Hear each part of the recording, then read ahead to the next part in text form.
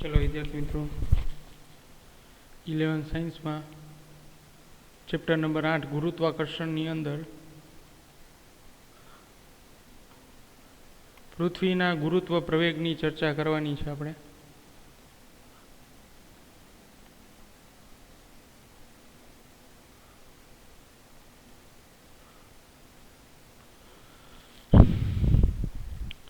तो क्वेश्चन है पृथ्वीनो गुरुत्व प्रवेग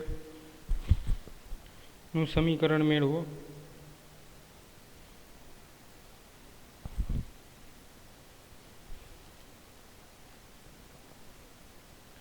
તો આપણે જી નું સમીકરણ મેળવવાનું છે વિદ્યાર્થી મિત્રો।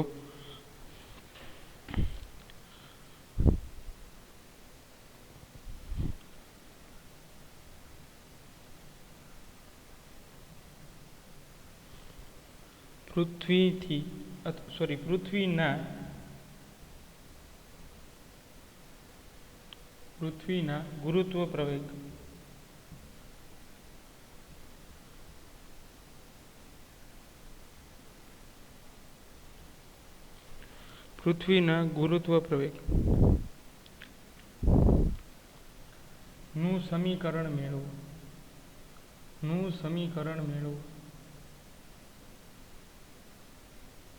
અથવા તો વિદ્યાર્થી મિત્રો એમ પણ પૂછાય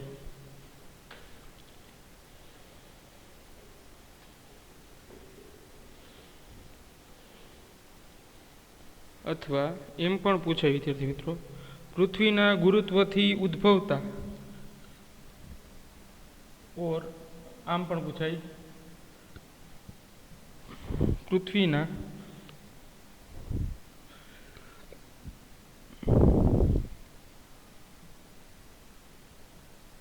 ગુરુત્વથી ઉદ્ભવતા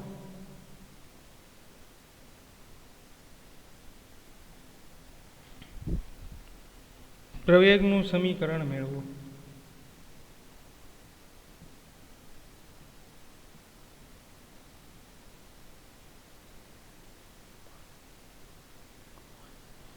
ચલો વિદ્યાર્થી મિત્રો તો આપણે આજના લેક્ચરની અંદર ખૂબ જ અગત્યનો લેક્ચર કહી શકાય અને આના પરથી ઘણા દાખલા પણ હોય છે વિદ્યાર્થી મિત્રો। પૃથ્વીના ગુરુત્વથી ઉદ્ભવતા પ્રવેગનું સમીકરણ હવે આપણે આકૃતિની મદદથી આ સમીકરણને સોલ્વ કરશું।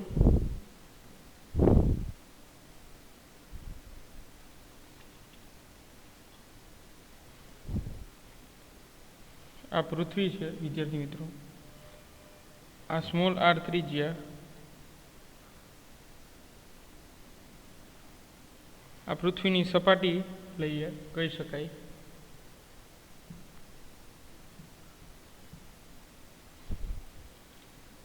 ત્યાંથી પી બિંદુએ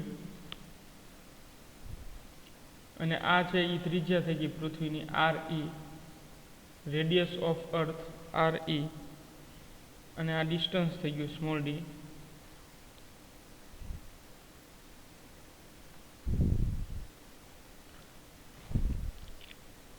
અને આ ગોળો છે એને આપણે કહી દઈએ એમ આર, પૃથ્વીનો ગોળો છે એને આપણે નામ આપી દઈએ એમ સ્મોલ આર। એટલે ટૂંકમાં આપણે પૃથ્વીને એક ગોળો ધારવાનો છે। તમને આકૃતિનું વર્ણન કરું તો તમને થોડો વધારે આઈડિયા આવશે। પૃથ્વીને એક ગોળો તરીકે લેવાનો છે, પૃથ્વીને એક ગોળા તરીકે સ્વીકારો।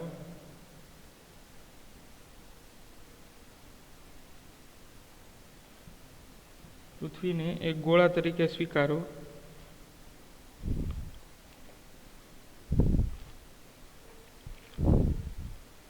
હવે આ ગોળો છે એ ઘણા બધા સમકેન્દ્રીય ગોળાકાર કવચનો બનેલો છે, જેમાં સૌથી નાની કવચ કેન્દ્ર પર અને સૌથી મોટી કવચ સપાટી પર દર્શાવેલી છે। સમજાણું વિદ્યાર્થી મિત્રો? આ સમકેન્દ્રીય છે। જો આ વર્તુળ માટેનું કેન્દ્ર પણ આ છે ફિક્સ, ઓ બિંદુ આપણે કેન્દ્ર તરીકે લઈએ, અને આ પી ઓથી પી સુધીનું અંતર પણ જે છે એ ત્રિજ્યામાં પણ એ વર્તુળ સમાવેશ થાય છે, અને બહારનું વર્તુળ છે એ પણ એના માટે પણ કેન્દ્ર એક જ છે, તો એને આપણે શું કહેશું? સમકેન્દ્રી. સમકેન્દ્રી કહેશું વિદ્યાર્થી મિત્રો એમને. હવે પૃથ્વીની બહાર આવેલો કોઈ એક કણ અથવા તો બિંદુ જે છે એ વિચારો.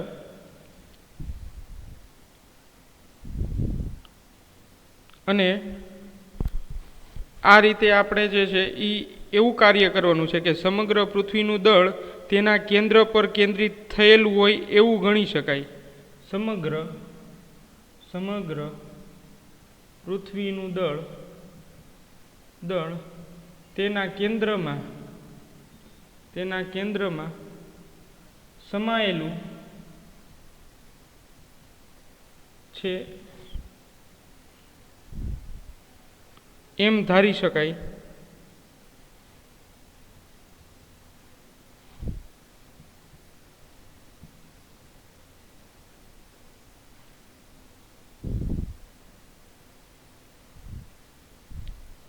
હવે એ જે સ્મોલ આર છે એ પૃથ્વીનું કેન્દ્ર આપણે કીધું છે. હવે જોઈએ, આ પૃથ્વીની બહારની સપાટી છે વિદ્યાર્થી મિત્રો. આટલી છે એ બહારની સપાટી છે. પૃથ્વીની સપાટી છે એ બહારની છે અને આ અંદરનો ભાગ છે. ડી જેટલી ઊંડાઈ, ડેપ્થ છે ડી જેટલી. જો અહીંયા પણ લખેલું છે મેં ડી. આકૃતિમાં જોતા જાઓ તો વધારે આઈડિયા આવશે વિદ્યાર્થી મિત્રો.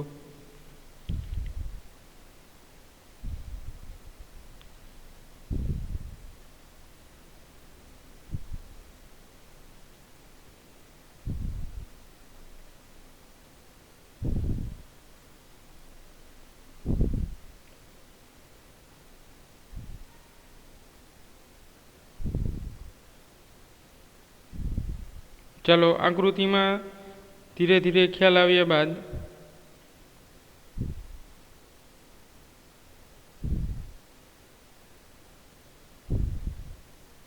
હવે આપણે એના જે નામ છે એની વાત કરીએ.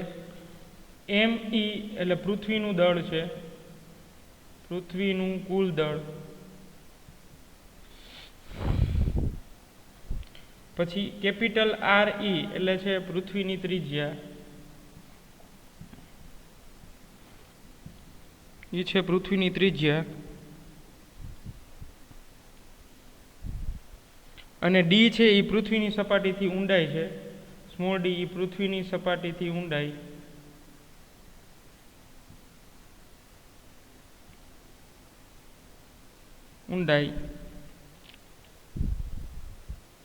હવે એ ઊંડાઈની અંદર એમ દળનો ગોળો છે એ આપણે ધારવાનો છે. અને એ પૃથ્વી આખી સમગ્ર છે, સમગ્ર પૃથ્વીને જ એમ દળના ગોળા તરીકે આપણે સ્વીકારવાની છે, સ્મોલ એમના ગોળા તરીકે. ચલો, તો આ જે છે એ સ્મોલ એમ છે, એ પૃથ્વીનો ગોળો જે છે એના તરીકે સ્વીકારવાનું છે આપણે. ચાલો, હવે આકૃતિનું બધું કમ્પ્લીટ થઈ ગયા બાદ હવે આપણે ગુરુત્વાકર્ષી બળ લઈએ.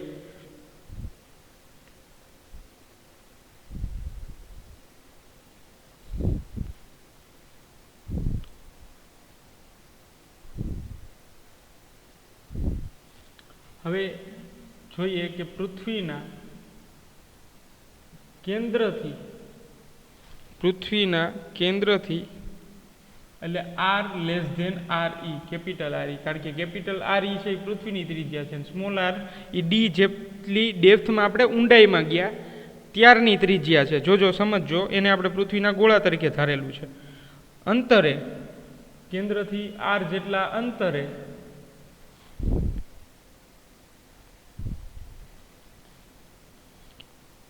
P બિંદુએ એક બિંદુવત દળ, P બિંદુએ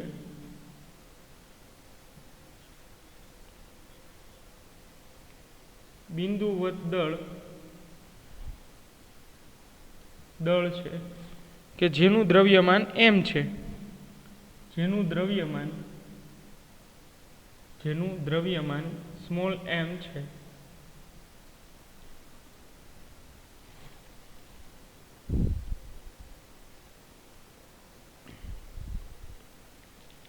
P બિંદુ R ત્રિજ્યાના ગોળાની સપાટી પર છે. P બિંદુ સ્મોલ r ગોળાની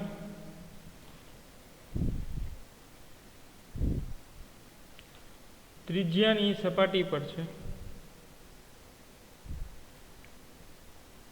સપાટી પર છે.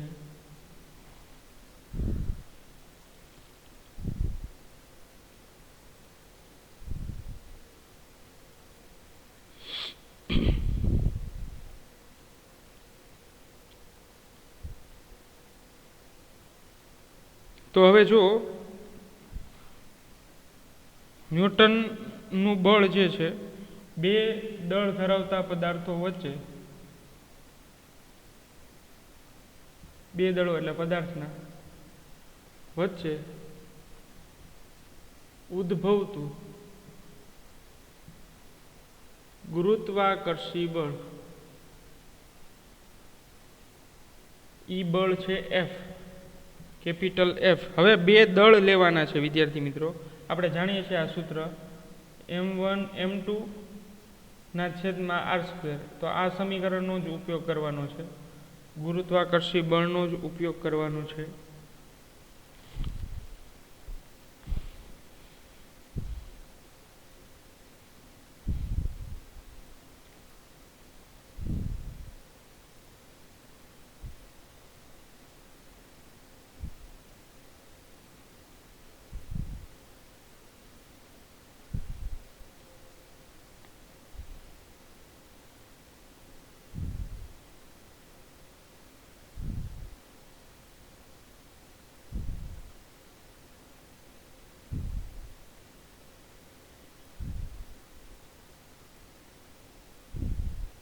ચલો ત્યારબાદ વિદ્યાર્થી મિત્રો આપણે કિંમત જે છે એ મૂકતા જઈએ. એફ ઇક્વલ ટુ પ્રપોઝનાલિટી હટાવશો એટલે કેપિટલ જી, m1 એની જગ્યાએ આપણે લેશું પૃથ્વીનું ગોળાનું દળ એટલે સ્મોલ m, અને કુલ દળ mr જેટલું છે ના છેદમાં r², કારણ કે નાની ત્રિજ્યા લીધી છે આપણે.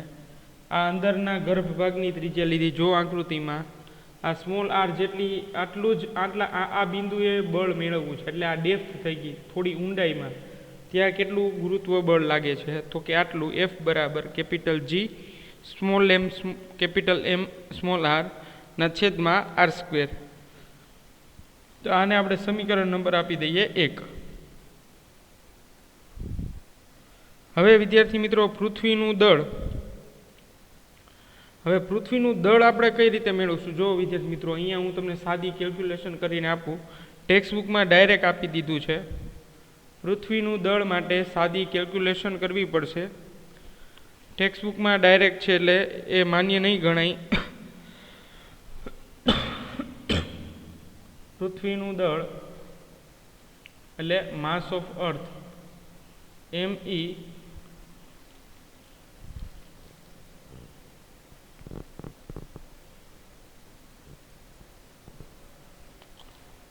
આ m જ છે વિદ્યાર્થી મિત્રો, me. હવે માસ ઓફ અર્થ કેમ મેળવશો? તો એક સૂત્ર તમે જાણો છો, ઘનતા બરાબર દળના છેદમાં કદ. કારણ કે પૃથ્વી છે એ કદ પણ ધરાવે છે, એટલે એક આખો ગોળો થઈ ગયો, નક્કર ગોળો. આપણે 7મા ચેપ્ટરમાં આવતું ને નક્કર ગોળો, એના જેવો જ શેપ આપણે અહીંયા લેવાનો છે. અને એ નક્કર ગોળાની અંદર બે ત્રિજ્યા લેવાની છે. એક નાની આર એટલે પૃથ્વીના થોડા ડેપ્થમાં હોય એટલે સ્મોલ આર, અને મોટી કેપિટલ આર ઈ એટલે આખી અર્થની ત્રિજ્યા થઈ ગઈ, પૃથ્વીની ત્રિજ્યા થઈ ગઈ. ચલો હવે મારે અહીંયા એમ ઈ મેળવું છે, માસ ઓફ અર્થ. તો એમ ઈને હું સબ્જેક્ટ કરું equal to rho into V, એટલે ઘનતા ગુણ્યા કદ. તો ઘનતા વિદ્યાર્થી મિત્રો શું થશે? ઘનતા તો એઝ ઇટ ઇઝ રાખો કે કોન્સ્ટન્ટ છે, અને કદ તો નક્કર ગોળાનું કદ 4/3 પાઈ રેડિયસ ઓફ અર્થ, કારણ કે આપણે માસ ઓફ અર્થ ફાઇન્ડ કરવું છે તો એની રેડિયસ ઓફ અર્થ લેવી પડશે. ચલો તો આ રીતે આપણે દળ મેળવી શકાય, માસ ઓફ અર્થ. એની કિંમત આપણે સમીકરણ 1ની અંદર મૂકવાની થશે વિદ્યાર્થી મિત્રો. આરામથી જુઓ સ્ટેપ બાય સ્ટેપ.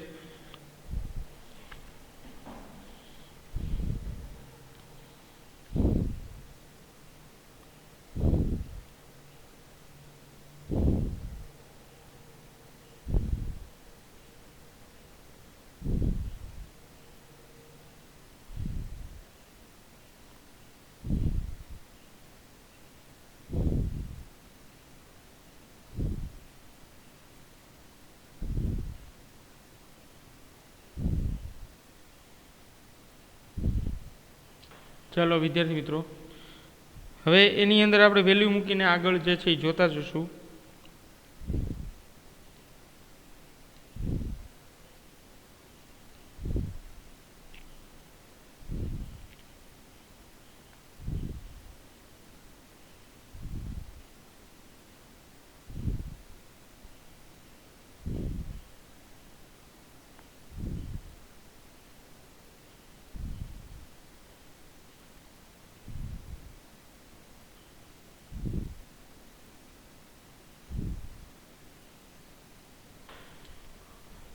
ચલો એ વેલ્યુ જે છે એ હું એડ કરી દઉં છું એ ફોર્મ્યુલાની અંદર.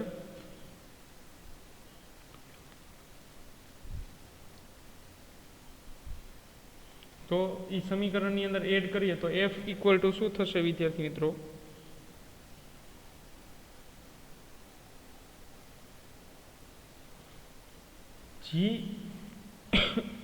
gm ઇન્ટુ આર સ્ક્વેર, અને અહીંયા જે છે એ વેલ્યુ લખું છું 4/3 પાઈ આર સ્ક્વેર અને રો. આ રીતે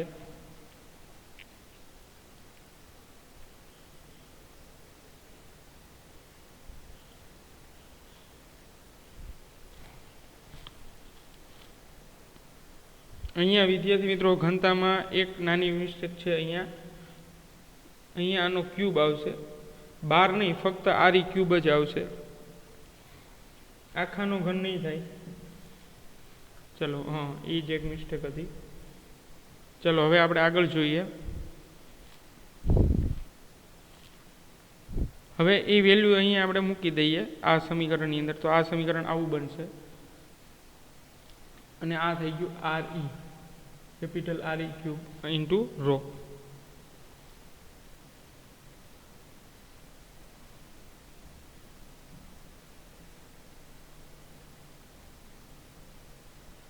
R E cube into rho. આ રીતે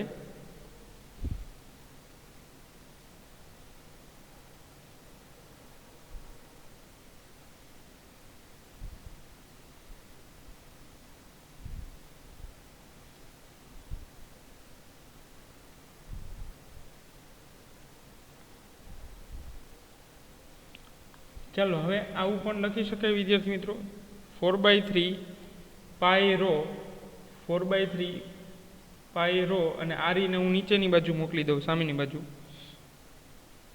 ઇક્વલ ટુ શું થશે? માસ ઓફ અર્થ અને આર ઈની ક્યુબ. જો આ સમીકરણની અંદર ચેન્જ કરું છું હું, આ સમીકરણ છે એમાં આર ઈ ક્યુબ હું નીચે લઈ લઉં છું, એટલે 4/3 પાઈ રો, અને આ જે છે એ નીચે વહી ગયું. જો અહીંયા આ રીતે.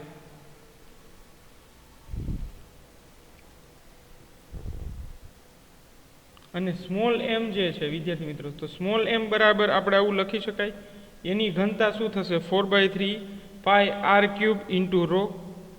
આ સ્મોલ આરની ઘનતા થઈ વિદ્યાર્થી મિત્રો. તો આ સમીકરણ નંબર 2 આપી દઈએ, આને સમીકરણ નંબર 3 આપી દઈએ.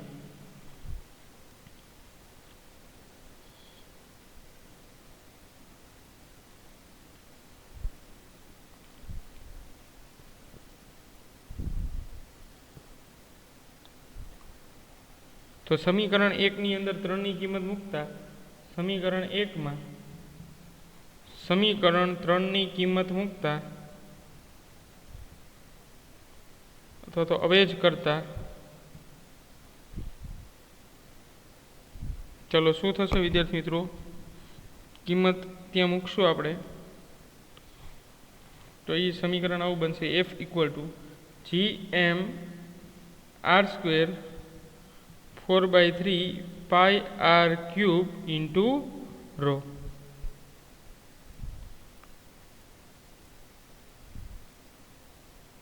હવે જો વિદ્યાર્થી મિત્રો અહીંયા આર સ્ક્વેર છે અને અહીંયા ક્યુબ છે, તો એક આર કેન્સલ થઈ જશે. સ્મોલ જી એમ 4/3 પાઈ રો અને આર, એક જ આર બચ્યો છે. ચલો આ ફોર્મ્યુલા બનશે.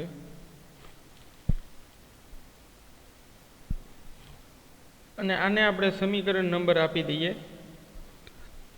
4. સમીકરણ નંબર 4.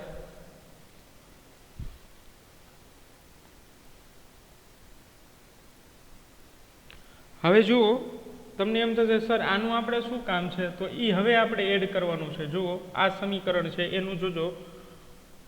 સમીકરણ 4માં સમીકરણ નંબર 4માં સમીકરણ 2 ની કિંમત મૂકતા જો શું થશે, સમીકરણ 4 ની અંદર સમીકરણ 2 ની કિંમત આપણે એડ કરશું તો જોજો વિદ્યાર્થી મિત્રો, અહીંયા આપણે લખું છું f ઇક્વલ ટુ GMR. જો આરામથી આ જ સમીકરણને હું ટ્રીટ કરું છું GMR અને આટલું હું સાઈડમાં લખું છું 4/3 પાઈ ઇન્ટુ r, સોરી પાઈ અને રો, આટલી જ વસ્તુ લખું છું કારણ કે એ સમીકરણ નંબર 2માં છે. એવી વેલ્યુ જે છે એની વેલ્યુ મારે સમીકરણ 2ની વેલ્યુ છે એ એડ કરવી છે. તો અહીંયા આવી ગયું રો. ચલો તો જો છે 4/3 પાઈ રો, તો આવી ગયું 4/3 pi into rho equal to તમે શું લખી શકશો, me/r³. તો f equal to g small m small r me/r⁻³ ચલો હવે સમજાણું વિદ્યાર્થી મિત્રો, આખું લોજિક છે એ આખું હવે સમજાણું હશે તમને.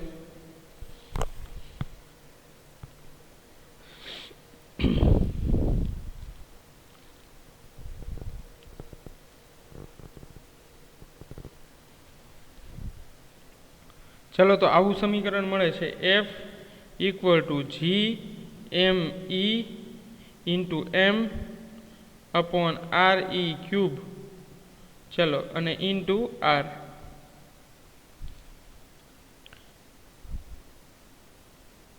તો f પ્રપોર્શનલ ટુ r દર્શાવે છે. એટલે પૃથ્વીના કેન્દ્ર માટે ગુરુત્વ બળ, એટલે પૃથ્વીના કેન્દ્ર માટે તો r 0 થઈ જશે, તો પૃથ્વીના કેન્દ્રમાં ગુરુત્વ બળ છે એ 0 થઈ જશે અને જેમ જેમ r વધતો જશે એમ ગુરુત્વ બળનું મૂલ્ય વધતું જશે. જો કારણ કે g અચળાંક છે, me અચળાંક છે, સ્મોલ m અચળાંક છે અને re અચળાંક છે. પૃથ્વીની ત્રિજ્યા પણ અચળમાં આવશે. તો જેમ જેમ r એટલે કે જેમ જેમ એની નીચે જતા જશું પૃથ્વીની ડેપ્થમાં, અથવા તો જેમ જેમ કેન્દ્રથી ઉપર તરફ જતા જશું એમ ગુરુત્વ બળનું મૂલ્ય વધતું જાય છે. વિદ્યાર્થી મિત્રો, આ એવું દર્શાવે છે કે ગુરુત્વનું મૂલ્ય આગળ વધતું જાય છે.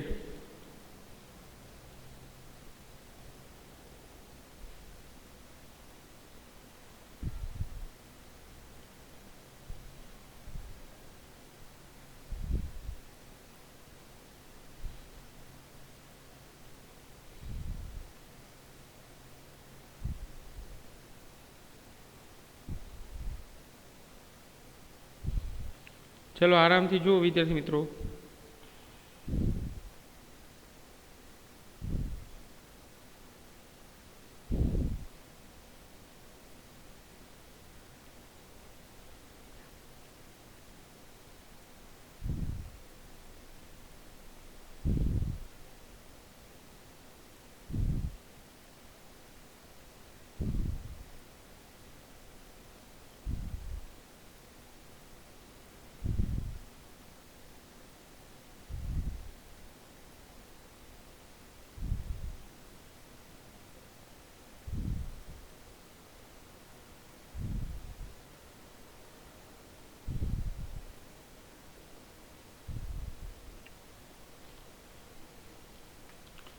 ચલો હવે એમાં જોઈએ વિદ્યાર્થી મિત્રો, f પ્રપોર્શનલ ટુ r, આ જ સૂત્ર આધાર રાખે છે. જો તમને ન સમજાય તો પાછું સમજાવવું કે કેન્દ્રની અંદર બળનું મૂલ્ય 0 થશે. કેન્દ્ર પર MCQમાં પૂછાય કે કેન્દ્ર પર ગુરુત્વ પ્રવેગનું મૂલ્ય, ગુરુત્વ બળનું મૂલ્ય 0 થશે. પછી જેમ જેમ r વધતો જશે તેમ તેમ fનું મૂલ્ય વધતું જશે અને સપાટી પર મહત્તમ મળશે. f બરાબર મેક્સિમમ સપાટી પર, ગુરુત્વ બળનું મૂલ્ય સપાટી પર મહત્તમ મળશે. આ યાદ રાખજો, MCQ માટેની જે છે એ નોટ્સ છે બધી MCQ માટે યાદ રાખવાની છે.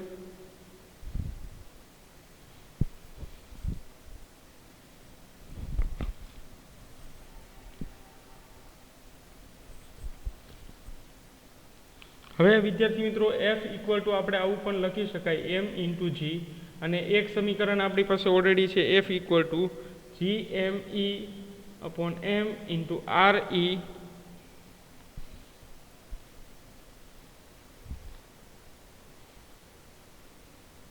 ક્યુબ. ચાલો, અને હવે આપણે સપાટી ઉપર મેળવવું તો સ્મોલ આર બરાબર શું લઈ લેવાનું? Capital R E. આ સપાટી પર છે, સપાટી પર મેળવવું હોય તો સ્મોલ આર અહીંયા હતો ને એની જગ્યાએ આપણે લઈ લેવાનું કેપિટલ આર ઈ. તો કેપિટલ આર ઈ એક એક કેન્સલ, તો એફ ઇક્વલ ટુ શું આવશે? જી M E M upon R ઈ નો સ્ક્વેર. ચલો વિદ્યાર્થી મિત્રો, થઈ ગયું આ ફોર્મ્યુલા. તો ચલો આના ઉપરથી આપણે બેને સરખાવીએ.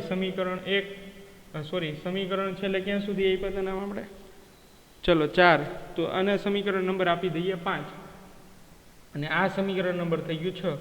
તો સમીકરણ નંબર 5 અને 6 સરખાવતા ચલો બે કમ્પેર કરીએ છીએ આપણે, તો શું આવશે? mg ઇક્વલ ટુ જી, આ સરખાવે છે G M E M upon R E square. ચલો હવે વિદ્યાર્થી મિત્રો એક એક એમ જે છે એ કેન્સલ થઈ ગયા છે, એક એક એમ અહીંયા કેન્સલ થઈ ગયા છે. તો સ્મોલ જી ગુરુત્વ પ્રવેગ જે આપણે લાસ્ટમાં ફાઇનલમાં ફાઇન્ડ કરવાનું હતું એ આપણે અહીંયા ફાઇન્ડ થઈ જાય છે કે small G equal to G M E ના છેદમાં આર ઈ સ્ક્વેર. તો આ પૃથ્વીના ગુરુત્વ પ્રવેગનું મૂલ્ય મળ્યું, પૃથ્વીના ગુરુત્વ પ્રવેગનું મૂલ્ય. ચલો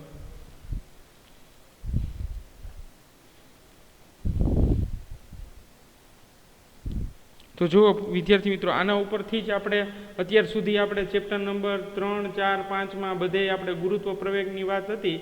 તો ગુરુત્વ પ્રવેગમાં 9.8 મૂલ્ય લેતા મીટર પર સેકન્ડ સ્ક્વેર. તો એ કઈ રીતે લેતા? તો એ આ સૂત્રમાં કિંમત મૂકી દો એટલે 9.8 વેલ્યુ મળશે.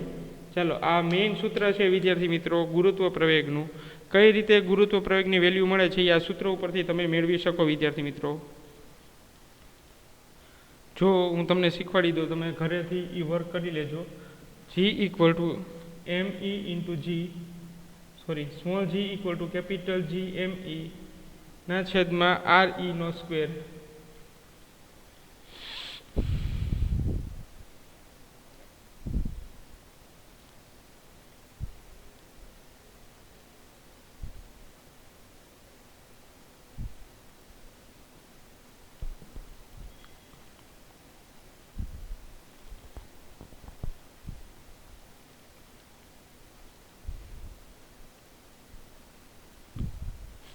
ચાલો, તો જીની વેલ્યુ થશે 6.67 ગુણ્યા 10⁻11. તો એ તમારે જીની વેલ્યુ મૂકવાનું છે. પછી માસ ઓફ અર્થ, ચલો એની વેલ્યુ જે છે એ તમને લખાવી દઉં.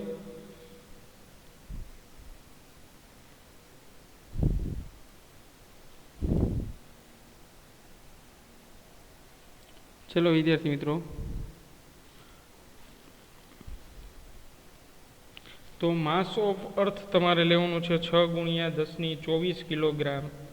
6 ગુણ્યા 10⁻24 કિલોગ્રામ એટલું દળ લેવાનું છે. અને R E radius of earth એ 6400 કિલોમીટર આટલી લેવાની છે રેડિયસ ઓફ અર્થ. ચલો આટલી વેલ્યુ તમે મૂકી દેશો તો તમને જીની વેલ્યુ એપ્રોક્સિમેટલી 9.77050 મીટર પર સેકન્ડ સ્ક્વેર મળી જશે.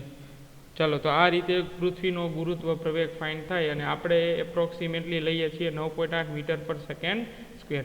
તો આ ક્વેશ્ચન દ્વારા આખું સાબિતી છે કઈ રીતે પૃથ્વીનું ગુરુત્વ પ્રવેગ મળે. અથવા તો કોઈ પણ ગ્રહનું તમારે ગુરુત્વ પ્રવેગ મેળવવું હોય તો તમે મેળવી શકો. કોઈ પણ ગ્રહનો ગુરુત્વ પ્રવેગ મેળવવો હોય તો જી ઇક્વલ ટુ, આ તો કોન્સ્ટન્ટ બધા માટે સેમ રહેશે. આ માસ ઓફ અર્થની બદલે માસ ઓફ જુપિટરનું ફાઇન્ડ કરું તો માસ ઓફ જુપિટર, પછી રેડિયસ ઓફ જુપિટરનો સ્ક્વેર. એ રીતે તમે કરશો તો કોઈ પણ પ્લાનેટ જુપિટરની ફાઇન્ડ કરવી હોય તો એની પણ મળી જશે. ચલો વિદ્યાર્થી મિત્રો, આજના લેક્ચરમાં આપણે આટલું જોયું છે. હવે નેક્સ્ટ લેક્ચરમાં આપણે થોડું આગળ જોશું. આમાં આગળ ક્વેશ્ચન જે છે એ સોલ્વ કરતા જશું. તો આ તમારી બુકની અંદર કમ્પ્લીટ કરી લેજો.